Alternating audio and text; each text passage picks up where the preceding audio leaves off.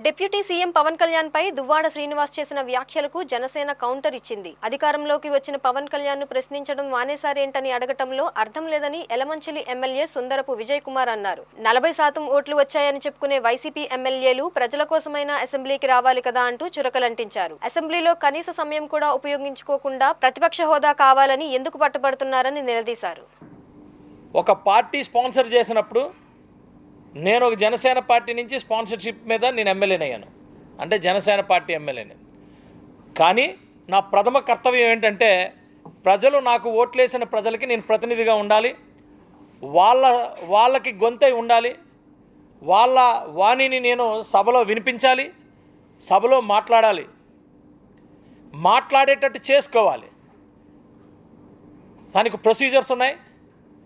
ఆ ప్రొసీజర్స్ ప్రకారంగా house procedures దాని ప్రకారంగా నేను వెళ్ళటం జరుగుతూ ఉంది.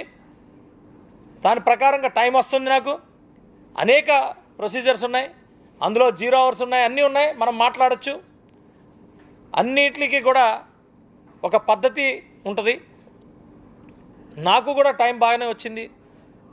నేను నా కాన్స్టిట్యున్సీ వాణిని అక్కడ వినిపించా, సమస్యల్ని అక్కడ చర్చించా. నాకు ఓట్లేసిన ప్రతి ఒక్కరికి కూడా నేను గౌరవించుకుంటూ ముందుకెళ్ళా. కానీ అదేంటి కర్మో కానీ 11 మంది గెలిస్తే ఒక ఆయన పిలిస్తే వెనకాతలు ఇలా అందరూ వెళ్ళిపోవటమే.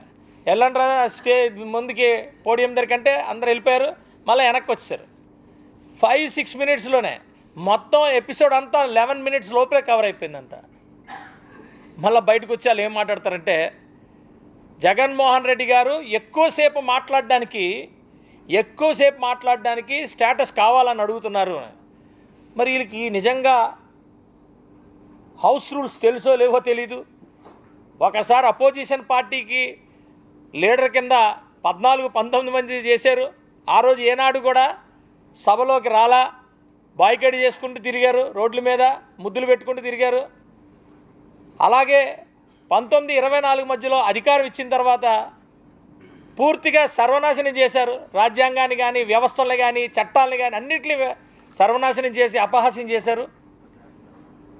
ఈరోజు ఏంటని నాయన అంటే ఎక్కువసేపు మాట్లాడి మీకు కాదని ఎవరన్నారు? ఎక్కువసేపు మాట్లాడి ఎవరని ఎవరు చెప్పారు? మీరు యాజ్ పర్ ప్రొసీజర్ ప్రకారంగా మీరు వస్తే డెఫినెట్గా ఇస్తారే మీకు. మేము చెప్తాం కదా ఇవ్వండి అని. ఎందుకంటే చాలా హౌస్లో తేల్చుకోవాల్సినవి చాలా ఉన్నాయి, మీరు సమాధానాలు చెప్పాల్సినవి చాలా ఉన్నాయి, మీరు మాట్లాడాల్సింది చాలా ఉంది.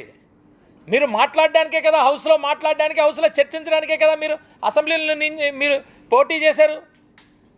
అసెంబ్లీకి పోటీ చేశారు. మీరు పోటీ చేసి గెలిచి మీరు అసెంబ్లీకి రాకుండా ఎక్కడో కూర్చొని మాట్లాడితే మీ వెనకాతల మీరు చెప్పిన అంటే జగన్మోహన్ రెడ్డి గారు ఏం చెప్పారు? ఎమ్మెల్సీలు అనేది వేస్ట్, ఎమ్మెల్సీ కౌన్సిల్ని మేము రద్దు చేస్తున్నాం, ఇది మా పార్టీ స్టాండ్ అని చెప్పి కౌన్సిల్ని ఇప్పుడు ఎమ్మెల్సీలు అందరూ ఇచ్చుకుంటూ పోతే ఆ ఎమ్మెల్సీలో ఒక వ్యక్తి ఏం మాట్లాడతాడు బయటకు వచ్చి? బయట ఏమో రోజు టిక్ టాక్లు చేసుకుంటుంటాడు. ఏది టిక్ టాక్లు అయిపోయినాయి ఇప్పుడు ఈ మధ్యకాలంలో రీల్స్. అంటే పర్సనల్ విషయాలు మేము మాట్లాడం. కానీ ఎంతోమంది ఏం మాట్లాడేవాడు? దువ్వాడ శ్రీనివాస్ అనే వ్యక్తి పవన్ కళ్యాణ్ గారిని ఇష్టానుసారంగా తిట్టేవాడు. అంతా అయిపోయింది కర్మ. మరి ఆయన వచ్చింది, నేను తప్పు చేశాను, పవన్ కళ్యాణ్ గారిని ఆ రోజు ఏదో మాట్లాడాను, అది మా ఇంటికే వస్తుందని తెలియలేదు, అది అంత దిగిన తర్వాత ప్రేమలో దిగిన తర్వాత నాకు అర్థమైపోయింది, ఏదేదో మాట్లాడాడు. నేను అంటున్నా నీది ఎంత పర్సనల్ అయినా అది కూడా చట్టపరం కాదు, చట్టరీత్యా కాదు. నువ్వు కూడా మాట్లాడేయడమే. ఈ 8-9 నెలలు ఏ రోజు కూడా నువ్వు నీ కాన్స్టిట్యున్సీ గురించి కానీ రేటు గురించి మాట్లాడాలా? ఎంతసేపు ఏదో ఒకటి పవన్ కళ్యాణ్ గారు మాట్లాడితే హైలైట్ అయిపోతావు అనుకుంటున్నావు? అరే నేను అంటుంది ప్రజల కోసం మాట్లాడండి అయ్యా అంటే మీరు ప్రజల కోసం మాట్లాడడం మానేసి స్టూడియోల చుట్టూ తిరుగుతా నువ్వు ఈరోజు వచ్చి నీ పార్టీలో ఏదైతే జరుగుతుందో ఏదది ఒక్కొక్క వ్యక్తికి డబ్బులు ఇచ్చి గత 19-24 మధ్యలో డబ్బులు ఇచ్చి అపాయింట్ చేసుకొని వాళ్ళతో తిట్టించారు చూసారా? అలాగనుకుంటున్నావేమో.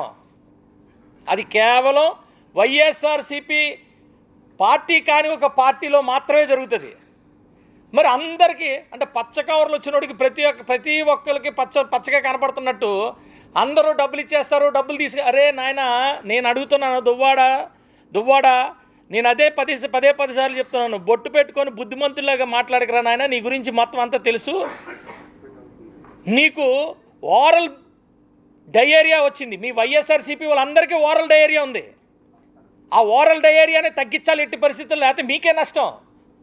ఆ పనిలోనే చట్టం ఓరల్ డయేరియాని ఎలాగైతే చట్టం అనేది ఒకటి ఉంది, ఆ డయేరియాకి మందు చట్టమే. ఆల్రెడీ మీ ఓరల్ డయేరియాలకి ఒకరు ఆ డయేరియా తగ్గించుకునే పరిస్థితులు ఉన్నారు. రేపు చట్టం దాని పని తాను చేసుకుంటుంది. నీకు ఇంకా తగ్గలేదు ఆ ఓరల్ డయేరియా. ఆ ఓరల్ డయేరియా తగ్గిన రోజున నువ్వు మళ్ళా వచ్చి కాలు పట్టుకోకు. అసలు నీకు భిక్ష పెట్టింది ప్రజారాజ్యం అనేది లేకపోతే అసలు నువ్వు ఎవడికి తెలీదు. అలాంటిది నువ్వు వచ్చి మెగా ఫ్యామిలీ మీద, పవన్ కళ్యాణ్ గారి మీద మాట్లాడతానంటేవేంటి నాయనా? రాజకీయం అంటే డబ్బులు తీసుకోవడం, డబ్బులు ఇవ్వడం, డ్యాన్సులు చేసుకోవడం, లేకపోతే రీల్స్ చేసుకోవడం, ప్రశ్నలోకి వెళ్ళడం కాదురా నాయన. రాజకీయం అంటే ప్రజల కోసం పోరాటం చేయడం, ప్రజల కోసం పనిచేయడం, ప్రజల కోసం చచ్చిపోవడం.